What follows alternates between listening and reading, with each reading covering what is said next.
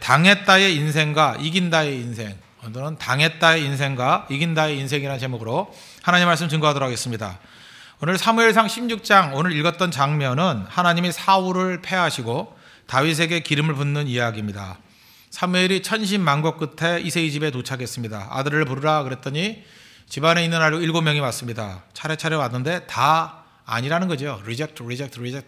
더 없느냐 그랬더니 하나 더 있습니다.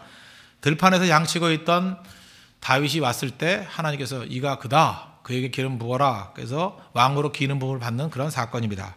여기서 우리는 알 수 있는 제일 중요한 메시지가 뭐냐? 외모를 보는 눈, 그건 틀렸다라는 거예요. 외모만 보는 눈은 엉터리다. 하나님이 보시는 것은 중심이고 내면이다. 그래서 우리 모든 성도들이 관심 가져야 될 것은 내면이다. 그것을 우리에게 보여주고 있다는 것입니다. 첫 번째 장 엘리압이 왔습니다. 하다가 멀쩡했죠. 6절 보십시오. 그들이 오매 사무엘이 엘리압을 보고 봤다라는 거예요. 마음에 이르기를 여호와의 기름 부으실 자가 과연 주님 앞에 있도다 하였더니 눈으로 보고 판단했습니다. 눈으로 보고 판단하는 건 틀릴 가능성이 아주 높습니다. 7절 여호와께서 사무엘에게 이르시되 그의 용과 키를 보지 말라. 내가 이미 그를 버렸노라. 내가 보는 것은 사람과 같지 아니하니 사람은 외모를 보거니와 나 여호와는 중심을 보느니라. 중심. 그래서 하나님이 보시는 거에 초점을 맞춰야 되고 우리도 하나님과 같이 봐야 된다는 것입니다. 여기 보고 그랬잖아요. 사무엘조차도 눈에 속았다는 것입니다. 무엇을 보느냐? 이게 인생이 달라져요. 외모를 바라보면 실패하게 돼 있고 내면을 바라보면 승리할 수 있다는 것입니다. 그래서 외모의 아름다움보다도 훨씬 중요한 게 뭐예요? 내면의 아름다움입니다. 얼굴에 멋진 화장품을 갖다 바르는 것도 뭐 별로 나쁜 건 아니겠지만 그 이상으로 내면의 화장이 필요합니다. 내면을 아름답게 가꾸는 게 정말 필요하다는 거예요. 그러면 내면을 가꿀 수 있는 길이 어디에 있겠습니까? 고난이죠. 고난 말고 내면을 가꿀 수 있는 길이 뭐가 있겠어요? 저도 인생을 살아보니까 그래요. 내면 쉽게 가꾸어지지 않습니다. 근데 고난 속에서만 정금같이 돼요. 고난 속에서만 순금같이 돼요. 고난 속에서만 진짜 중요한 인내가 생겨요. 그리고 고난 당하면요, 그 무슨 정화작용이라는 게 있잖아요. 정화작용, 카타르시스 같은 깨끗함이 있어요. 눈물로 씻겨내는 그런 것들이 있어요. 그래서 로마서 3장 5장 3절에 보니까 환난 중에도 즐거워한다고 그러잖아요. 왜냐? 환난은 인내를, 인내는 연단은 소망을 이루는 줄 알기 때문에. 그래서 인내가 중요합니다. 인내가 믿음의 시련이 인내를 만들어낸대요. 그래서 인내가 중요하다. 인내가 왜 중요합니까? 인내를 통해서 내면이 아름다워지기 때문에 그렇다는 것입니다. 내면이 중요한 거죠. 그래서 고통 속에서 인내하면 내면이 아름다워지고 고통 속에서 인내하지 않고 원망, 불평 이러다 보면 결국은 내면이 자랄 수 있는 시간이 없다라는 것입니다. 그래서 여러분들 하나님께서 왜 우리를 하여금 천천히 가게 만드시냐? 이게 젊었을 때는 그 외형적으로 덩치도 커지고 이렇게 사역자만 넓어지지 않습니까?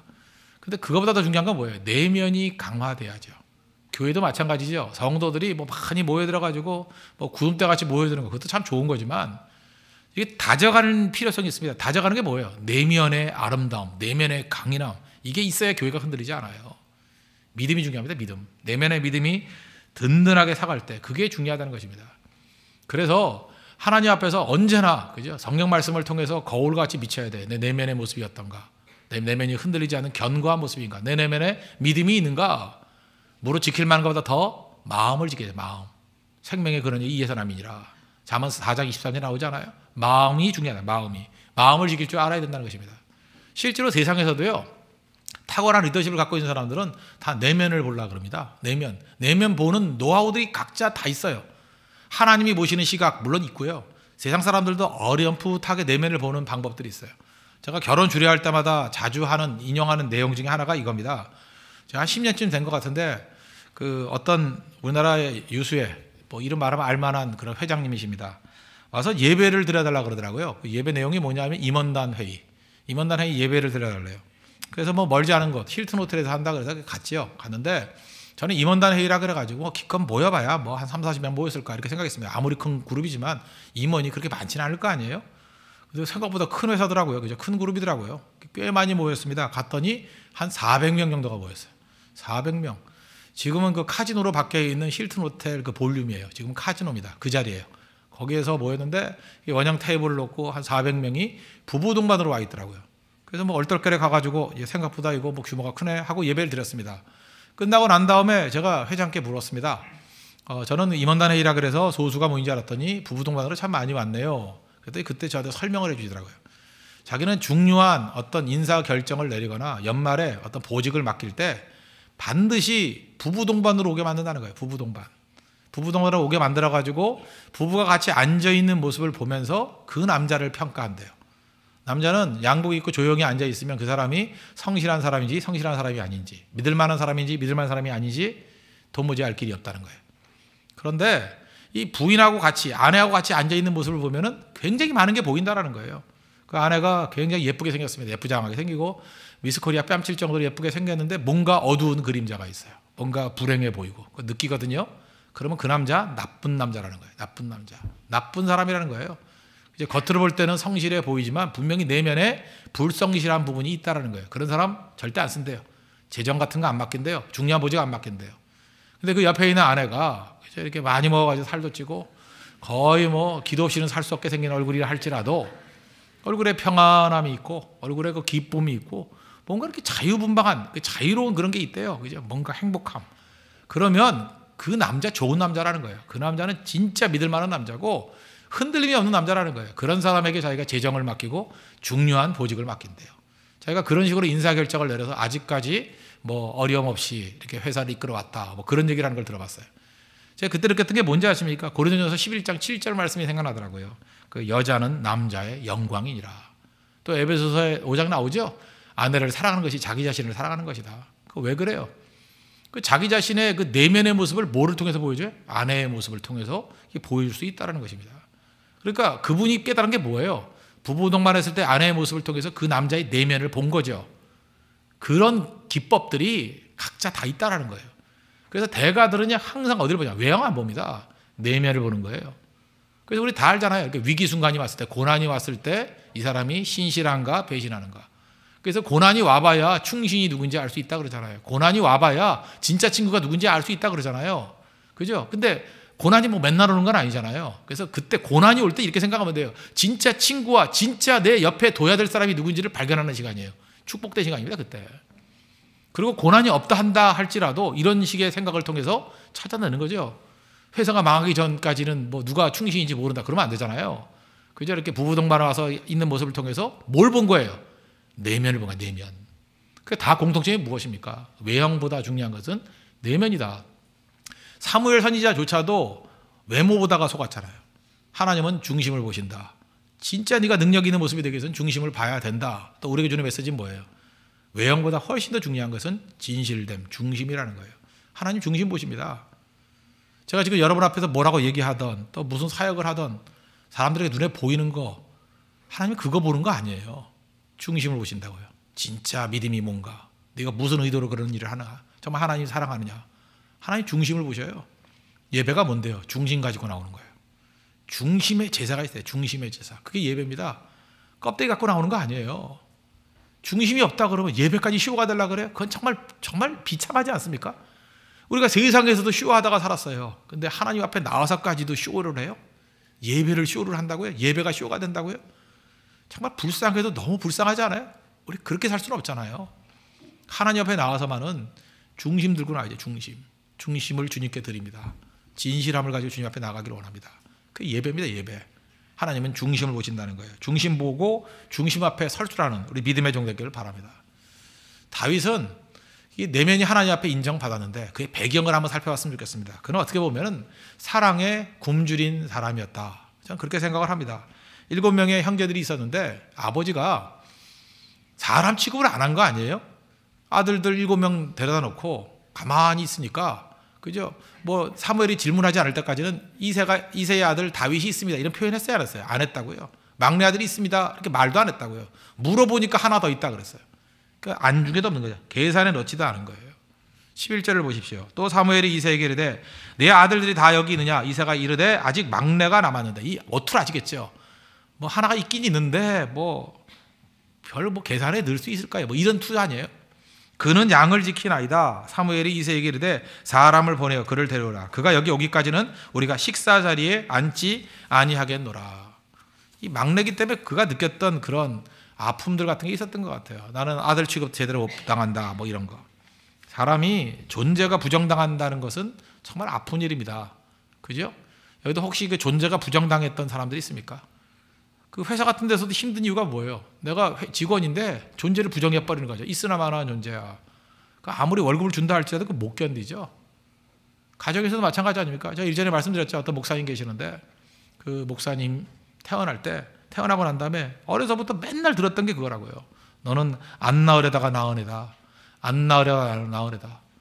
어려서부터 그런 얘기 왜? 옛날엔 그러니까 교육을 못 받아가지고 부모님들이 함부로 얘기하는 거예요. 어머니가 함부로 얘기하는 거예요. 그냥 어렸을 때부터 한 10살 될 때까지 밤낮 귀에 못이 박히도록 얘기하는 거예요. 너는 안 낳으려다 낳은 아이다. 뭐예요? 살아있는 게 죄송한 거죠. 이거 죄송해요. 살아있어서. 그런 거 아니에요? 그렇게 존재를 부정당하는 아이로 자랐대요. 그러면서 어머니가 자기 낳았던 스토리를 얘기하더라는 거예요. 그 아기 임신했는데 애 떨어뜨리려고 환약을 300알이나 먹었대요. 300알이면 이거 생각해보세요. 이거 배부를 정도로 먹은 거 아니에요, 환약을. 근데 안 죽었대요. 약이 가짜 약이라서. 안 죽었대요. 그죠? 그래서 안 죽으니까 애가 좀 이렇게 배가 나오고 하니까 5개월, 6개월 되니까 배 나오잖아요. 참, 그 어머니도 참, 내가 볼 때 무식한 어머니예요. 그죠? 그 주사기 바늘 있잖아요, 주사기 바늘 갖고 자기 배를 찔렀대요. 이게 말이 되는 얘기예요? 애 죽으라고. 이렇게 막 찔렀대요.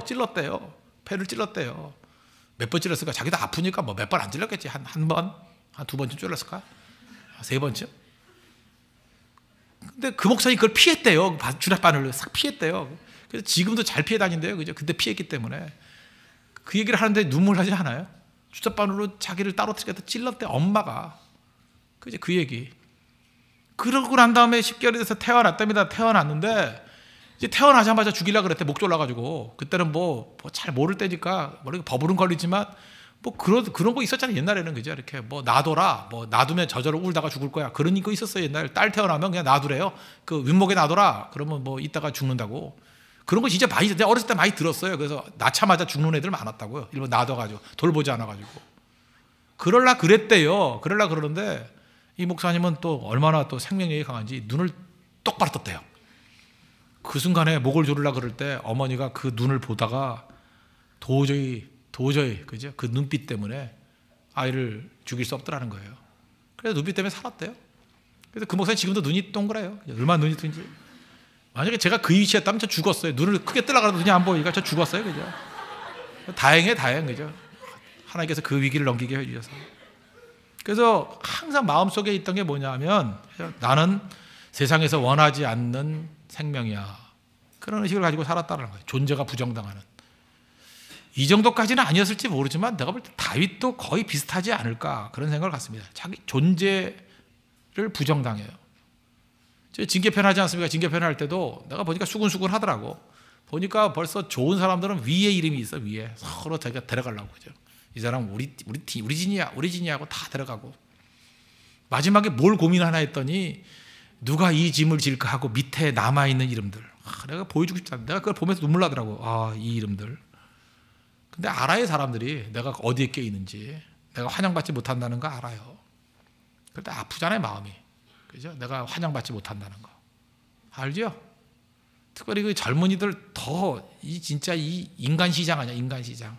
좀 괜찮은 애들 하나 나타나면 서로 관심 갖고 누구예요? 그러고 화장실에서 얘기하고 이제 스펙들 다 그냥 쫘르르 나오고 나온 지 1년이 다 돼가도 이름도 모르고 앉았다가 있으면 또 딴 데 가버려 사람들.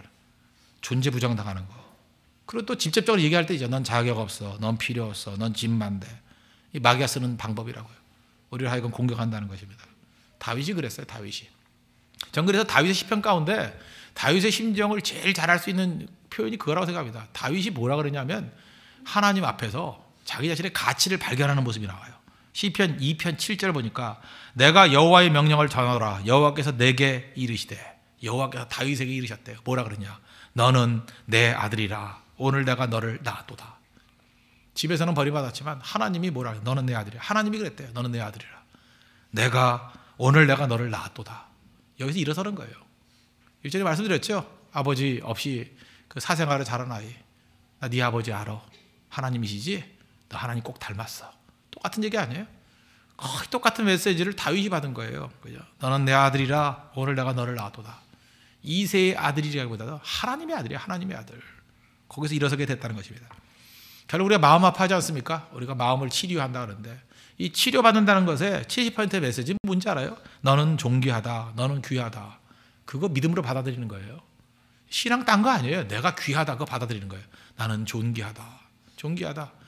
마귀는요 계속해서 너는 쓸모없는 사람이다. 너는 악하다. 너는 버림받아야 다 그 얘기를 한다고요. 아니에요. 귀해요 우리가. 너는 내 아들이라. 오늘 내가 너를 낳았도다. 하나님 친히 말씀하신다고요. 너는 존귀하다. 너는 귀하다. 우리 복음의 오영리 얘기했죠. 복음이란 게 뭐예요? 죄지고 사심령. 우리는 죄인이다. 죄사선 사망이다. 하나님 우리를 사랑하신다. 하나님 우리 사랑하신다. 세 번째가 뭐예요? 하나님 사랑하신다. 복음은 뭐예요? 하나님 나를 사랑하신다예요. 그거 받아들인 거예요. 그래서 십자가 주셨다는 거예요. 십자가. 얼마나 사랑인지 그 하나님을 영접하는 거예요. 그 사랑을 받아들이는 거예요. 그게 복음입니다. 복음. 그래서 오늘 혹시라도 내가 하나님 앞에서 존재가 부정당하는 존재라고 생각하면서 낙심하는 사람이 있습니까? 너는 내 아들이다 하는 주님의 음성 들으시기 바랍니다. 그죠? 다윗은 거기서 다시 일어서게 됐다는 거예요. 다윗은 아마도 이런 그 버림받은 상처들이 좀 있었던 것 같아요. 그래서 하나님의 은혜로 치유받았지만 그 인생에서 하나님의 치유의 코팅이 벗겨지는 순간이 언뜻 나와요. 그래서 다윗에게는요 이 사랑에 대한 굶주림이 뭐로 나타나냐면 집착으로 나타나는 것 같아요. 집착. 그래서 특별히 다윗은 아버지 사랑을 많이 못 받아서 그런지 모르지만 그 여자들에 대한 집착이 커요. 부인들에 대한 집착. 그래서 광야에서 도망치면서도 부인이 한 서너 있어요. 도망치는 주제. 아비가일 얻는 거 보십시오. 남편 나발 죽여버리려고 그러고 아비가일 얻고. 사울의 딸 미갈이잖아요. 미갈이 딴 남자한테 또 결혼을 하잖아요. 결혼했을 때 그 애써 데려오잖아요. 자기가 데리고 살 것도 아니면서. 그죠? 억지를 끌고 오잖아요. 남자 쫓아내버리고. 못 살게 굴어버리잖아요. 이런 거 보면서 다윗이 느끼는 게 뭐예요? 이 악하다 그러는 걸 느끼잖아요. 악하다. 그거 왜 그래? 그 상처예요. 집착이라고. 바세바 가늠하는 거 이거 잘 보세요. 이 집착하는 게 있잖아요. 집착. 그 뭐예요? 외롭다라는 거죠. 외롭다, 굶주려 있다.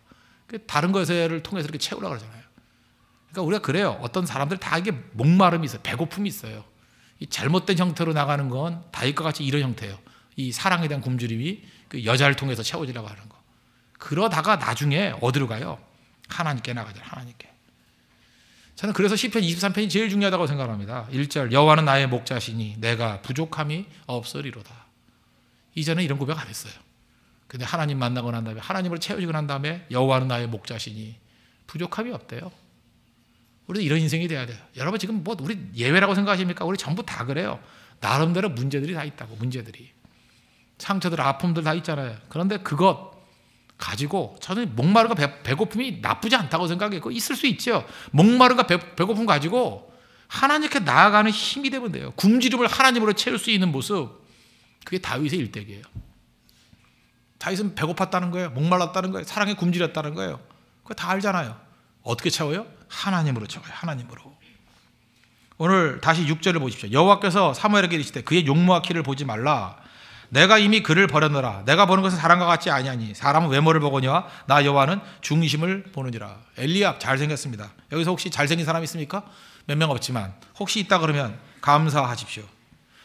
잘생긴 사람의 강점이 있습니다. 처음 만났을 때 좋은 거예요. 첫인상, 이 첫인상이 얼마나 중요한데 첫인상이 뭐 굉장히 많은 것을 좌우하지 않습니까? 첫인상이 좋다는 건 참 좋은 거예요. 저는 첫인상이 안 좋아가지고 손해를 되게 많이 봤어요. 저는 알아요. 첫인상으로 절대 점수 못 딴다는 거. 그죠? 그래서 제가 미팅 시장 이런 데 나가본 적이 없어요. 첫인상이 안 되니까 나가봐야 뭐 바닥으로 깔리는 인생이기 때문에 그런 쓸데없는 소모전을 할 필요가 없다고 생각했어요. 근데 잘생긴 사람은 첫인상만 좋은 거예요. 잘 보세요. 오래 만나도 좋은가? 오래 만나도 좋은가? 여기 혹시 그 예쁘장하게 생긴 자매들 있지 않습니까? 이상하게 한 서너 번 만나면 남자들이 떠나가 버려요. 그 속이 썩은 거예요. 그거 알아요? 얼굴만 예쁜 거라 얼굴만. 만나보니까 아무것도 아니에요. 만나보니까 이거 별거 아니라고. 그래서 이 세상은 공평하다고요. 첫인상이 좋은 건 힘이에요. 그걸 가지고 잘 다듬으면 좋을 수도 있지만 사실 첫인상, 이게 외모가 떨어지는 사람의 강점이 있습니다. 개발의 여지가 없기 때문에 겉사람을 다루지 않아요. 내면을 다루죠. 내면을. 그래서 더 기도하고 더 실력을 기르고 더 힘있게 하고. 그래서 잘 보면은 그 되게 그 못생긴 사람들이 공부도 잘하잖아요. 그거 외에는 뭐 경쟁력이 있잖아요. 그거 외에는 경쟁력이 없잖아요. 그죠? 또 찾는 사람들 별로 없으니까 뭐 분노심을 가지고 또 공부하잖아요. 그죠? 그래서 나중에 또 기도에 나오는 사람들 보십시오. 되게 이게 벚꽃놀이 뭐 이런 거 할 때 보면은 되게 부르잖아요. 누구 나와. 그러니까 기도할 시간도 없는데 아무도 안 부르니까 기도할 시간이 많잖아요. 그죠? 더 많이 기도하고 분노심에, 그죠? 저놈의 벚꽃은 언제 지나 이러고. 그래서 나중에 어떤 일이 벌어져요? She is real. 진짜 여자예요. 그죠? She is good. She is real.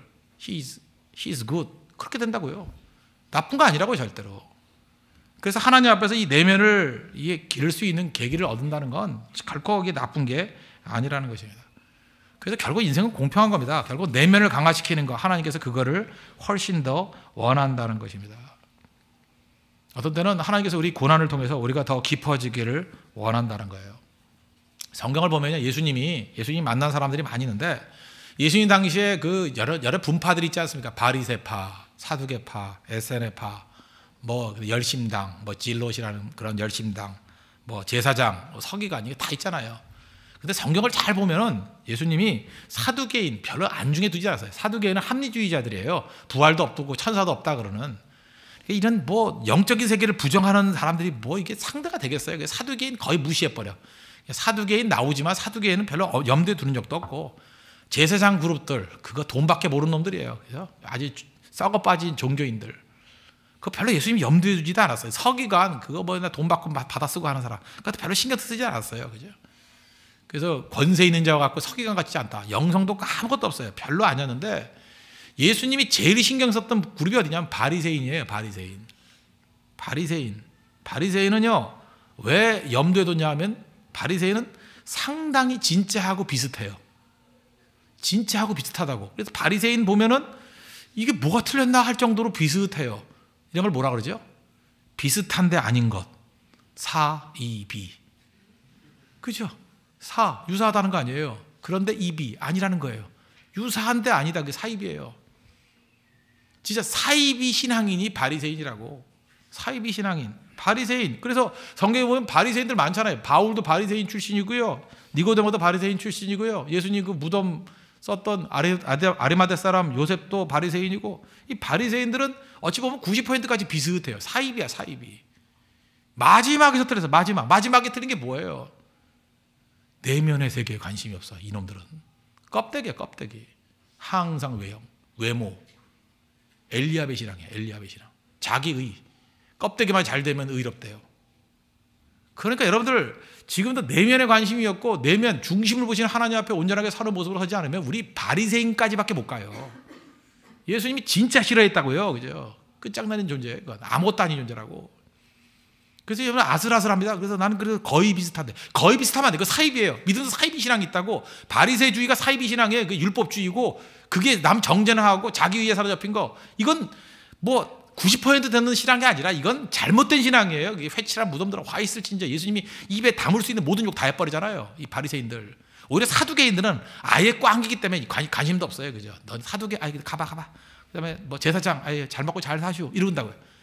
바리새인에 대해서는 이게 많은 사람들을 유혹에 빠지게 만드는 거예요. 잘못된 길로 가게 만드는 거예요. 지 딴엔 잘 믿는다 그러거든요. 아니에요, 이거 아니라고요. 왜? 외형이기 때문에. 내면엔 관심이 없어요. 내면에 대한 관심이 없으면 바리새주의에 빠진다는 것입니다. 요한복음 9장에 보면은 거기 나면서부터 소경인, 맹인 사람들 나오죠. 그때 와가지고 묻는데 뭐라고 묻죠? 제자들이 9장 2절입니다. 물어 이르되 랍비여, 이 사람이 맹인으로 난 것이 누구의 죄로 인함이니까? 자기니까 그의 부모니까? 제자들이 물었지만 이게 제자들 머리에서 나온 거 아니에요. 제자들 그렇게 똑똑하지 않아요. 이거 바리새인들이 맨날 묻던 얘기예요. 그죠? 어떤 사람이 장애인으로 태어났다. 이게 누구 죄 때문이냐? 떠도는 이야기들이에요. 이거 대답하기 참 힘든 얘기입니다. 부모 죄다 그러면 하나님은 좋으신 분이 그랬는데 좋으신 분 아니잖아요. 왜 부모 죄 때문에 애가 이 고생을 당해야 돼요? 그죠? 이 저 인생에 뭐예요? 그러면 안 되잖아요. 또 본인의 죄다 그러면 뭐래요? 날 때부터 무슨 죄가 있어? 뱃속에서 죄 졌나? 엄마 자궁에서 죄를 졌나? 그런 거 아니잖아요. 그죠? 이게 왜 딜레마에 빠지는 거라고요? 바리새인의 질문이 이런 거예요. 바리새인은 맨날 딜레마에 빠지는 거. 이런 질문 좋아해. 그래서 악한 마귀 새끼들이 특징이 뭐냐? 맨날 질문해요. 뭐 질문해서 이렇게 대답해도 함정에 빠지고 저렇게 대답해도 함정에 빠질 것들.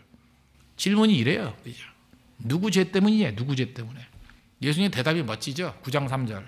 예수께서 대답하시되 이 사람이나 그 부모의 죄로 인한 것이 아니라, 죄 문제 갖고 따지지 마라. 죄 그러지 말라는 거예요.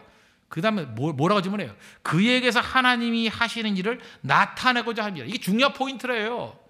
그를 통해서 하나님이 하신 일을 나타내고자 하는 거래요. 고통의 문제가 있죠. 이게 중요한 포인트라. 내가 고통당하죠. 고난당하죠. 어려움이 있죠. 바리새주의의 특징은 뭐예요? 당했다예요. 항상 당했다. 누구 때문에 당했다는 거예요. 나 때문에 내가 당했느냐, 부모 때문에 당했느냐. 당했다라고 생각하는 사람, 당한 자에겐 답이 없어요. 지금도 여러분 생각할 때 내가 누구 때문에 당했다, 내 죄 때문에 당했다고 생각하는 사람은 답이 없다고요. 이건 껍데기예요. 당한 건 껍데기니까, 외형이니까. 당했다, 아니에요. 예수님의 답은 뭐예요? 이긴다예요. 이긴다. 고난이 오면 이긴다예요. 왜? 합력하게 서누르는 시너지의 힘이 있기 때문에, 내게 능력이 있기 때문에. 맹인이죠, 어려움이 있죠, 이긴다는 개념이에요. 이기는 걸 통해서 하나님이 일을 하신대요. 이긴대요. 이 땅에는 어차피 여기저기에 죄와 사망의 세력들이 있기 때문에 오면은 생명은 어떻게 해요? 이긴대요. 이긴대. 우리가 주변에 있는 뭐 공기 중에 있는 뭐 바이러스들 얼마 만나, 그거 분석 안 해요. 건강하면 이겨요. 건강하면 이긴다고. 그죠? 감기 걸린 사람이 내 입에다 대고 기침을 한다 할지라도 아이고 더러워 이 부시면 감기 안 걸려요. 안 걸린다고. 그죠? 건강하면 이겨내요. 똑같은 냉면을 먹는데 뭐 냉면 안에 대장균 세균이 얼마나 많으냐. 어떤 사람 먹고 설사하는 사람이 있는 반면에 세 그릇 먹고도 끄떡없는 사람도 있어요. 왜? 대장균아 들어와라. 내 몸에서 다 박살난다. 내 몸에 백혈구가 얼마나 강한지 아냐? 그죠? 십자가의 군병들이 백혈구다. 나는 옛날에서 그런 강의를 듣고 내가 기도했어요. 하나님, 내 백혈구에 힘을 더하여 주시옵소서. 그죠? 이 백혈구야 힘을 내라. 그죠? 뭐 예수의 이름으로 백혈구는 이겼네. 내가 찬성하고 그랬다고요. 옛날에 그런 강의 많이 했다고. 그거죠. 바로 이긴다예요. 이긴다. 여러분 지금 생각을 바꿔야 됩니다. 내면의 세계를 추구하는 사람은요, 이긴다예요. 항상 이긴다. 여러분 환경적인 어려움이 있습니까? 여러분 지금 운명같이 다가오는 고통들이 있어요? 그럼 어떻게 생각하게 돼요? 당했다고 생각하면 안 돼요. 내가 내 죄 때문에 당했다, 부모 잘못 만나서 당했다, 사회 때문에 당했다. 잘 보세요. 모든 마귀의 세력들은 항상 당했다고 얘기해요. 누구 때문이라 그러고 피해자라 그러고 당했다. 이 바리새주의예요. 바리새주는 당했다고 얘기를 해요. 그러나 예수님은 이긴다라고 얘기해요. 이긴다. 로마서 8장 37절 보니까 이 모든 일에 우리를 사랑하시는 이로 말미암아 우리가 넉넉히 이기느니라. 그 많은 고통이 있다 할지라도 당했다고 얘기하지 않아요. 이긴다라고 얘기하지. 이게 믿음이에요. 하나님께서 왜 다윗이 그렇게 왕으로서의 자질이 있다고 보신지 아십니까? 그는 당했다라는 의식이 없어요. 하나님이 나와 함께 하시면 이긴다. 언제 나오죠? 그 다음에 나오잖아요. 17장에 보면 골리앗 나올 때 사무엘상 17장 32절을 보니까 주의 종이 사자와 곰도 쳤은즉 살아계신 하나님의 군대를 모욕한 이 할례받지 않은 블레셋 사람이 이리이까 그가 그 짐승의 하나같이 되리이다. 옛날에 사자의 발톱과 곰의 발톱에서 나를 이기게 해 주셨습니다. 이겼습니다. 그랬듯이, 그죠? 사자의 발톱과 곰의 발톱에서 건져냈으니 나를 이 블레셋 사람의 손에서도 건져내리이다. 과거에도 이겼듯이 곧 이길 겁니다. 골리앗이라는 대상, 내가 골리앗에게 당한다 안 당한다 그 개념이 아니잖아요. 내게 능력 주시는 하나님이 계시기 때문에 이긴다예요. 이게 내면입니다. 내면. 이런 사람이 리더예요. 영적 리더예요. 스피리추얼 리더라고. 이긴다. 난관과 어려움에 대해서 푸념하는 사람 아닙니다. 이긴다. 자, 우리 홍대교회 세교회 우리 젊은이들 이긴다의 믿음 갖기를 원합니다. 이긴다 인생이 되면 돼요. 하나님이 나와 함께 하시면 이긴다예요. 내면에 강력한 힘이 있는 사람은 이긴다로 나간다는 거예요. 그러나 껍데기 찾는 사람들은 당했다에 항상. 다윗과 같이 모든 환경적인 도전들, 뭐 집에서 배척당하고 또 외부적인 환경들 어려움이 있고 골리앗의 도전이 있을 때 그는 항상 일관성이 있었어요. 내 내면에 하나님에 대한 믿음이 있고 하나님의 능력이 있기 때문에 나는 이긴다. 밖에 추워요. 내면이 강한 사람은 어때요? 추위를 이긴다 그래요. 밖에 더워요. 내면이 강한 사람은 어때요? 더위를 이긴다 그래요. 거리가 멀어요. 그러면 내면이 강한 사람들은 거리를 이긴다 그래요. 환경이 어려워요. 그러면 환경에 대해서 당했다 그러지 않고 이긴다 그래요. 진을 안 하는데 우리 진이 좀 사람이 적고 조금 이렇게 좀 찌질이만 모인 것 같아요. 그러면 당했다. 그죠? 내가 없을 때 조를 짜가지고 당했다. 그러지 않아요. 이 모든 불합리를 이긴다 그래요. 이긴다. 하나님 함께 해주시면 겨자씨의 기적이 나타날 거야. 그런다. 이긴다. 이게 믿음이에요. 믿음. 여러분 옆 사람에게 인사를 합시다. 나는 이기는 믿음을 갖고 있는 사람입니다. 인사를 하십시오. 예수님의 이름으로 이긴다 하세요. 그게 신앙입니다. 우리 그 신앙 갖는 믿음의 종되기를 축원합니다. 기도하겠습니다. 우리 다 같이 하나님께 간구하도록 하겠습니다. 하나님, 당했다가 아니라 이긴다의 믿음을 갖고, 외모를 보는 사람은 당했다 그럽니다. 그러나 내면의 세계를 집중하는 사람은 이긴다의 신앙 가지고 나아갑니다. 이긴다라는 신앙으로 승리한 다윗과 같은 믿음의 종되게 해달라. 다 같이 하나님께 간구하겠습니다.